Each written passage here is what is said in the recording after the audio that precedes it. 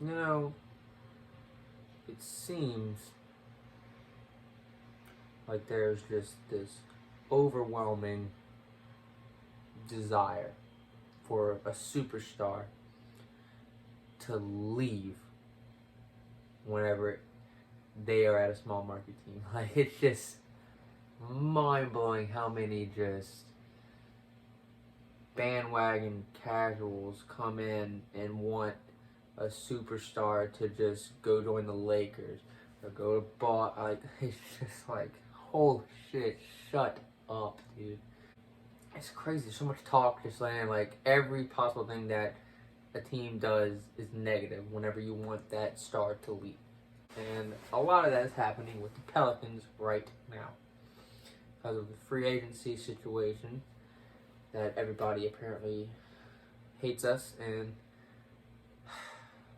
wants us to fail as a franchise. People just jump on it and just like decide to not look any further than the surface and say that we made terrible decisions. I don't think we made terrible decisions at all. Getting rid of Adams and Bledsoe was a fucking blessing. That was awesome. Getting rid of Lonzo hurts. Yeah, I mean, I'm not gonna sit here and say that we hate Lonzo. He sucked. You know, I'm glad we got rid of him, but I don't think it didn't seem like he wanted to be here. Like, he didn't voice any expression of wanting to stay. Back at the trade deadline, we were in discussions about a trade for Lonzo then, so clearly something was butting heads, and like it just feels like there shouldn't be as much of a surprise about him leaving. Like, it was sort of a foregone conclusion, which is why it happened so quickly, and why we're under investigation right now. That's for the Bulls to figure that out, because I don't think we were tampering for Satoransky and Garrett Temple. I don't think we were tampering for that. I think the Bulls were probably talking to Lonzo. But so we got rid of Lonzo. Everybody said that we were stupid for doing that. But like, if you look at the stats, we got a guy who basically gets the same stats as Lonzo, except for like defensively. Yes, defensively I agree. Yeah, getting rid of Lonzo defensively hurts us, because he's a great perimeter defender. And look, I think he's going to fit really well with the Bulls. I think he's going to be great with the Bulls. I think that's good for them. But we got Devontae Graham back, and like, he's not terrible. And you know, he averaged more points than Lonzo. I mean, it's 14.8 to like 14.6, but so he averaged roughly the same amount as Lonzo, a little bit more, on less minutes. Devontae Graham isn't the worst thing. We want spacing. He can provide spacing.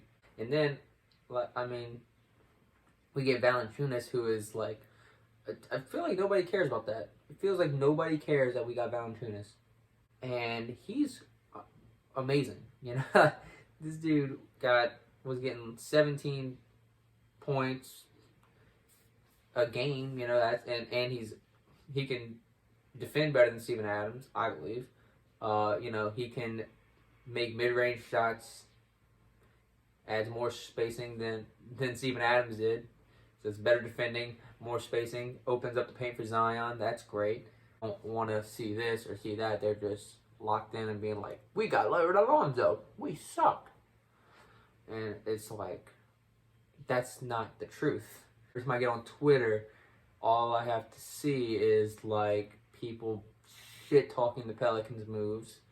And yeah, look, we didn't get a star. We swung for the fences, went after Chris Paul, offered him $100 million. Like, we tried. For Chris Paul, I think would have been awesome. And then if we did get Chris Paul, then everybody would have shut the fuck up. That'd been great. But no, so we didn't get a star, but we didn't need to go get a star.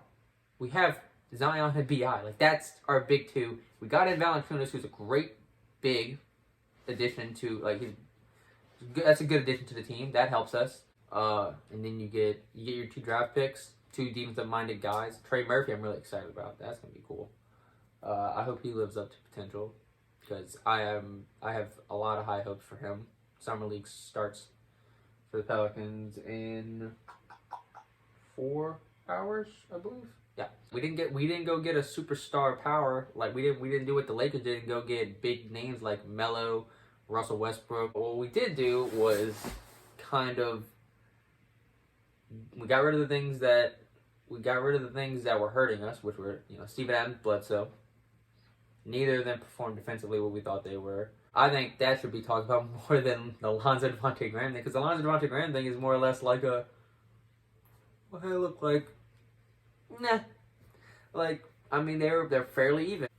He's got so much opportunity left still. He came in right behind BI and the most improved player a couple years ago, and now he's playing with BI.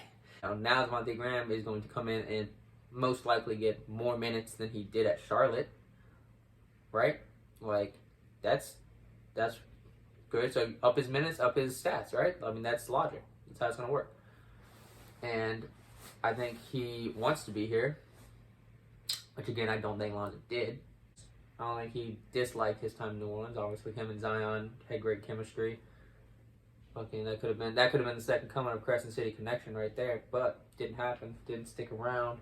Nobody cares that we made moves that potentially are going to help us improve and be a better team for the future. Nobody cares about that. Everybody cares that we got rid of Lonzo Ball. Ball family got their own fucking cult, so like that shit's gonna follow them anywhere. I mean, that's not Lonzo's fault. That's just they just have this following around them, and it's a bunch of ignorant people. Nobody wants Zion to stay in New Orleans. People on Twitter don't want him there. ESPN and that, like, actual people that it's their job to analyze these type of things are also saying, like, I don't think Zion's happy. I think he needs to get out of the season hasn't started yet. What if the Pelicans do good with this team? Is everybody gonna shut up? The most important thing for Zion to do is to just not listen. Not listen to this. Do not, if I'm Zion Williamson, I'm not getting on fucking Twitter. I'm not getting on Instagram. I'm not checking Facebook.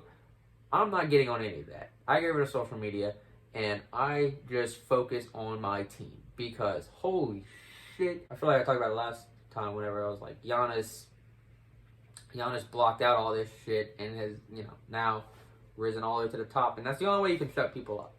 It's the only way. Whenever Giannis came into the league, he was the 15th? The 15th pick? Yeah, the 15th pick. Came in as the 15th pick, and the Bucks sucked. They sucked, right? And then over the course of the next few years, they kind of became into like this like 7 seed type situation. And then they exploded. If you look at Zion's career in Pelicans, we sucked. And this is the point where we can be like, all right, make a move to get a little bit better. And then over time we can become a legitimate contender. I don't understand why people want him to win right now. Like, we talking about, dude? Give us some fucking time. My prediction would be us probably, I think if all goes well, no injuries, we could probably be contending for the 7. Like, we'd be probably fighting 7-8, which means I think we would be firmly in the play-in, which is an improvement from the last 2 years. So, like, all this negativity, but whenever you look at the predictions, that's not only my prediction. I've seen a lot of people saying, like, Pelicans probably make the play-in, I've seen some rankings of us being at, like, the 8 or something like that. And, like, I'm like, well, what's with all this negativity if you're predicting us to be better than last year? Our stars are still not even, 25 yet? Like, let us grow. Let us figure this out. Willie Green is going to be his first year as a head coach. I think he's going to do well. We got D'Antoni, so our offense is going to be great. It's just, come on. Give us some time, man. Don't move us to Seattle.